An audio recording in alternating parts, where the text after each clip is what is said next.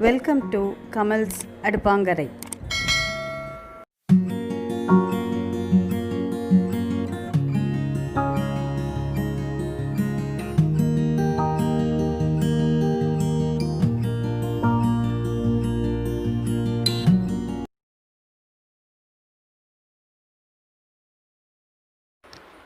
இன்னைக்கு நம்ம பார்க்க போகிற ரெசிபி சிவப்பு பூசணிக்காய் வச்சு எப்படி ஒரு நல்ல ஒரு கூட்டு பண்ணலான்றதை பார்க்கலாம்.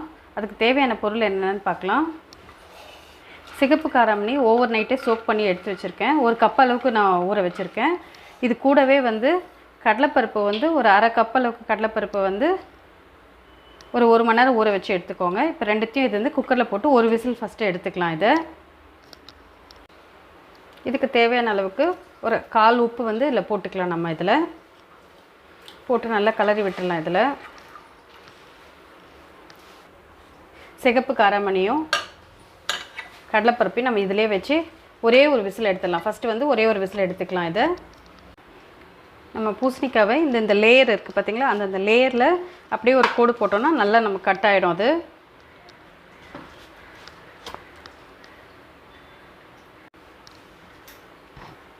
நம்ம இதை வேஸ்ட் பண்ண வேண்டாம். இந்த சீடை எடுத்து வச்சா இதுதான் பம்ப்கின் சீடு நமக்கு. ஸோ இந்த சீடை தனியாக எடுத்துகிட்டு அலசிட்டு நல்லா நம்ம வெயிலில் காய வச்சு கூட எடுத்துக்கலாம். இப்போ முதல்ல இந்த தோலை நல்லா சீவி எடுத்துக்கணும். ஒரு விசில் விட்டு எடுத்துருக்கோம். நம்ம லைட்டாக நசுக்குனாவே நசுங்கும். அந்த ஸ்டேஜில் இருக்கட்டும். ரொம்ப அதிகமாக வேக வேண்டாம். நம்மளுடைய கடலைப்பருப்பு இதில் வெந்தாச்சு ஒரு விசிலில். ஸோ இதுவும் இதில் ஆட் பண்ணிக்கலாம். நம்ம இப்போது ஒரு கப் அளவுக்கு பூசணிக்காவை எடுத்து சிவப்பு பூசணிக்காவை இந்த மாதிரி நல்லா சின்ன சின்னதாக பொடிசாக கட் பண்ணி எடுத்துக்கோங்க. அதையும் இப்போ இதில் சேர்த்துடலாம். நம்ம இப்போது 2 பச்சை மிளகாவை இந்த மாதிரி பொடிசாக கட் பண்ணி எடுத்துக்கோங்க. ஒரு சின்ன சைஸ் தக்காளியை கட் பண்ணி எடுத்து வச்சுக்கிறேன். அதையும் ஆட் பண்ணிடுறேன். இதில் ஒரு பெரிய சைஸ் வெங்காயம் பாதி எடுத்து இப்போ இதில் போட்டுக்கிறேன். பாதி தாளிக்கிறதுக்கு யூஸ் பண்ணிக்கலாம். நம்ம அதை இதிலே கூடவே கொஞ்சோண்டு கருவேப்பிலையும் போட்டுட்டு ஆட் பண்ணிக்கிட்டு தாளிக்கிறதுக்கு கொஞ்சம் நம்ம திருப்பி போடுறதுக்கு கொஞ்சம் இதில் உள்ளேயும் கொஞ்சம் கொத்தமல்லியும் போட்டுடலாம். இதில் ஒரு டீஸ்பூன் அளவுக்கு மஞ்சள்தூள் இதில் ஆட் பண்ணிக்கலாம். ஒரு ஸ்பூன் அளவுக்கு நம்மளுடைய ரெகுலர் சாம்பார் பொடி, வீட்டில் நம்ம என்ன சாம்பார் பொடி யூஸ் பண்ணுறோமோ அந்த சாம்பார் பொடி எடுத்து யூஸ் பண்ணிக்கலாம். அதில் காராமணி வேக வைக்கும் போதே நம்ம காராமணிக்கு உப்பு சேர்த்துருக்கோம். அதனால் இது இப்போ பார்த்துக்கினா அதுக்கு தக்கனையாக கொஞ்சமாக இதில் சேர்த்துக்கலாம். நம்ம உப்பு பூசணிக்காலேருந்து அதுவே தண்ணி நல்லா விட ஆரம்பிச்சிடும். நம்ம இருக்கிற தண்ணி அப்படியே போதும். இதுக்கு கொஞ்சமாக மேலே தெளித்த மாதிரி விட்டுடுங்க. கலக்கி விட்டுட்டு நல்லா. இதுக்கு ரொம்ப தண்ணி தேவைப்படாது. நான் இப்போ ஒரு 1/4 கப் அளவுக்கு தண்ணி விடுறேன். இதில்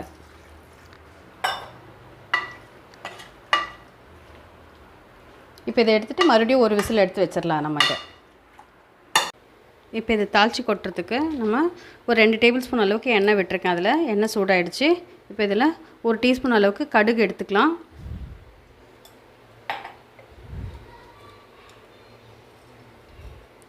ஒரு டீஸ்பூன் அளவுக்கு சீரகம், பெருங்காயம் ஒரு டீஸ்பூன் ஆட் பண்ணிக்கோங்க.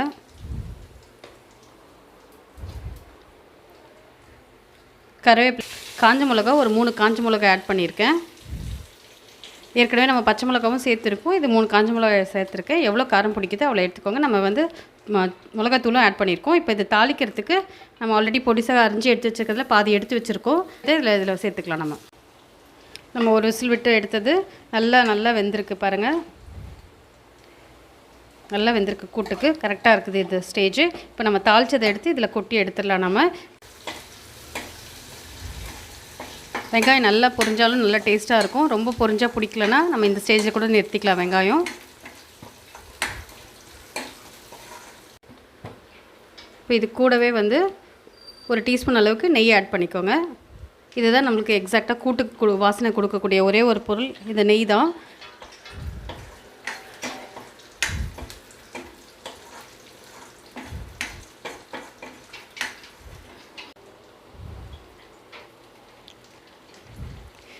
தேங்காவை இந்த மாதிரி நல்லா பொடிசாக துருவிக்கோங்க. இந்த மாதிரி ரொம்ப பொடிசாக வரலைன்னா நம்ம மிக்சியில் கூட ஒரு சுற்றிட்டு கூட நம்ம இதை ஆட் பண்ணிக்கலாம். இப்போ இதை நான் துருவனதே பொடிசாக இருக்கிறதுனால நான் அப்படியே மிக்சியில் போடாமல் டைரெக்டாக இதில் ஆட் பண்ணிக்கிறேன்.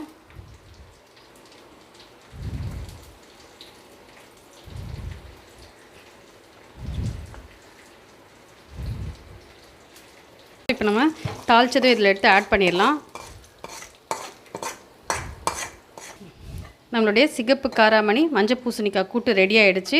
இப்போ இது மாதிரி திக்காக வேணாலும் திக்காக எடுத்துக்கலாம். கொஞ்சம் தண்ணியாக வேணால் நம்ம கொதிக்க வைக்கும் போதே கொஞ்சம் தண்ணியை எக்ஸ்ட்ரா விட்டு கொதிக்கவும் வச்சு எடுத்துக்கலாம் நம்ம.